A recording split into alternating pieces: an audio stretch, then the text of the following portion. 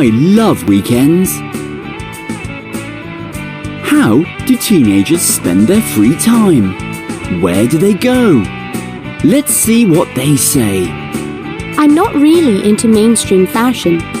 So the East Village in New York is where I hang out at the weekends. I just love the alternative shops down there.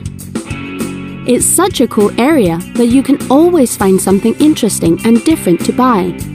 There are some fantastic coffee shops there too.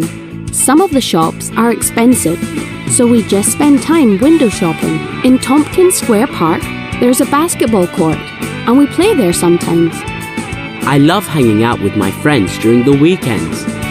Every Saturday, my brother and I meet our friends at Almaty Central Park to walk around and chat.